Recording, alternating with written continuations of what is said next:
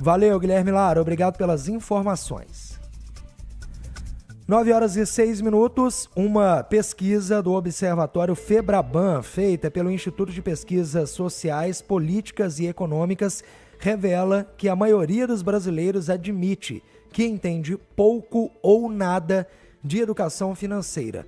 Sobre este assunto, agora na ponta da linha com a gente aqui na 98 News, o gerente da Unidade de Desenvolvimento Territorial e Serviços Financeiros do Sebrae Minas, o Rogério Corgozinho. Tudo bem, Rogério? Bom dia. Tudo bem, Júlio? Muito bom dia a você e todos que estão nos acompanhando nessa grande plataforma de comunicação que é a 98. Rogério, é um histórico, né? O brasileiro e a sua dificuldade em lidar com a vida financeira. Por quê? Mesmo sabendo dessa necessidade de uma educação financeira, dela ser tão importante no dia a dia, no orçamento familiar, porque muita gente ainda tem essa dificuldade em lidar com as finanças do dia a dia. Bom, Júlio, nós temos aí diversas justificativas para esses dados, para esses números sobre a educação financeira no Brasil. Justificativas históricas, né? O Brasil, na década de 80 e 90, enfrentava ali inflações altíssimas, o que comprometia o planejamento financeiro de médio prazo de uma família, uma vez que os preços a cada dia aumentavam em proporções tão grandes que impediu o planejamento. Então, já desde a década de 80, 90, já é muito difícil para o brasileiro planejar. De lá para cá, nós temos outros motivos que se somaram à própria inflação, que é a própria questão das taxas de juros altíssimas no Brasil, também justificadas por fatores macroeconômicos, e quando a gente olha para todos os agentes ali da economia, pessoas, famílias, empresas, governo, nós percebemos que o endividamento, a falta de planejamento financeiro, educação financeira, permeia toda a sociedade há várias décadas. Esses são alguns dos motivos aí que explicam essa falta de educação financeira do brasileiro, Uhum. além da própria carência de políticas públicas na área de educação que poderiam contribuir bastante para esse tema, que é transversal a toda a sociedade. Rogério, eu vou até te perguntar mais para frente aqui nessa nossa conversa justamente sobre o papel da educação, e aí eu falo escola, instituições de ensino, nesse processo de ajudar o brasileiro a lidar melhor com o seu dinheiro. Nesse levantamento da Febraban, chama a atenção, por exemplo, 39% da população endividada e 23% projetando aumento de dívidas até o fim do ano de 2025, que vai bem ao encontro dessa sua primeira resposta. Diante desse cenário e desse histórico que você trouxe para a gente aqui no Brasil, quais estratégias podem ser tomadas, talvez não para reverter o cenário, mas para minimizar os impactos desse endividamento? Qual é o início da saída dessa bola de neve? Vamos lá, de novo, né? Eu sou economista, então eu vou trazer um pouco aqui para o cenário macroeconômico para tentar explicar. A produtividade do trabalho no Brasil, ela se estagnou há várias décadas.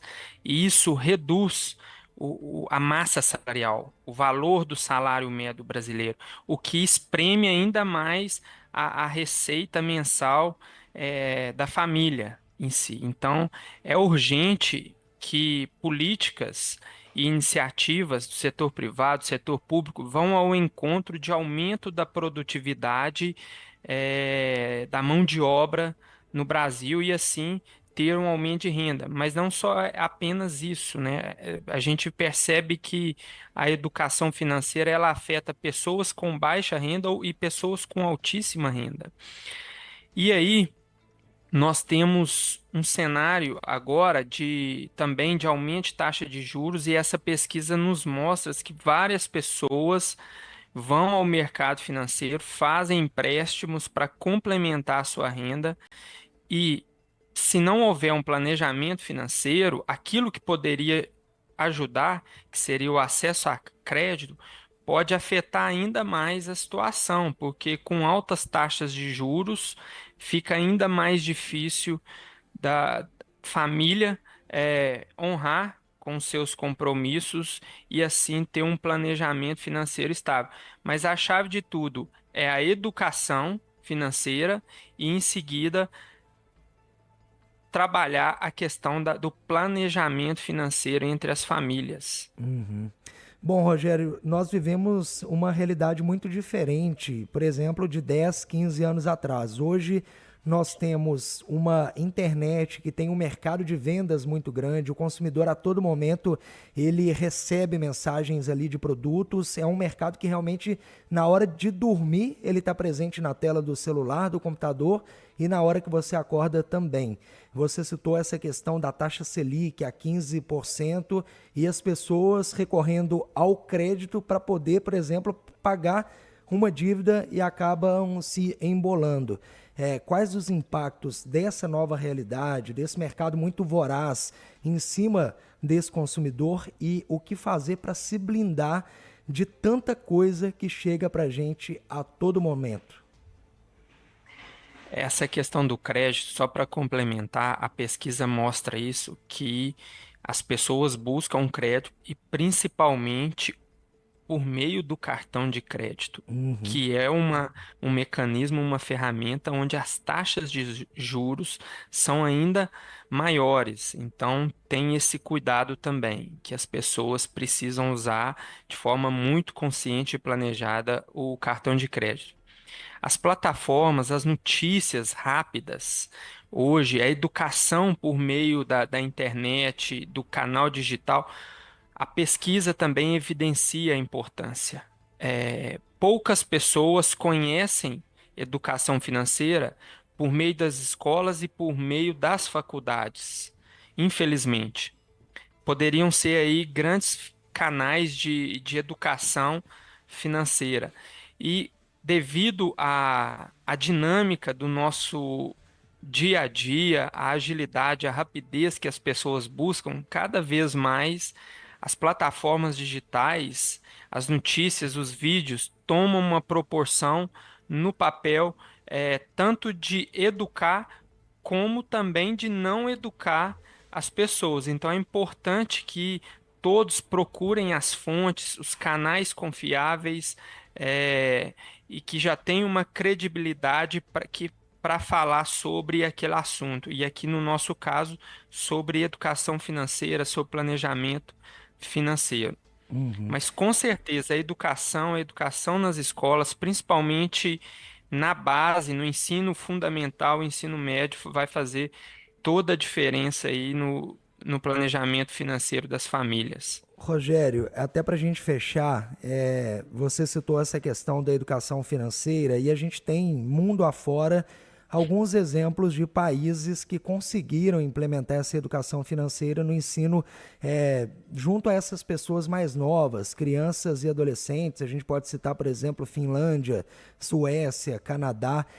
Aqui no Brasil, o que ainda não foi feito, que deveria ser feito para a gente chegar a esse caminho de trazer uma educação financeira que, inclusive, a população entenda e perceba a necessidade dessa educação e vá atrás dessa educação financeira, porque hoje o que a gente percebe, muitos são órgãos como o Sebrae e diferentes agentes aí da economia brasileira fazendo esse alerta, mas a população do outro lado muitas vezes não percebendo essa importância da educação financeira. O que mudar nessa engrenagem brasileira? Júlia, é importante falar também que o descontrole financeiro, ele gera um estresse, gera depressão nas pessoas. Isso acarreta até na questão da produtividade do trabalho, reduz a produtividade do trabalho, porque as pessoas não conseguem trabalhar preocupadas. Agora, em relação à sua pergunta, nós já vimos, eu consigo ver alguns movimentos, algumas ações de prefeituras principalmente, que inserem ali na sua grade curricular temas de educação financeira, temas mais contemporâneos.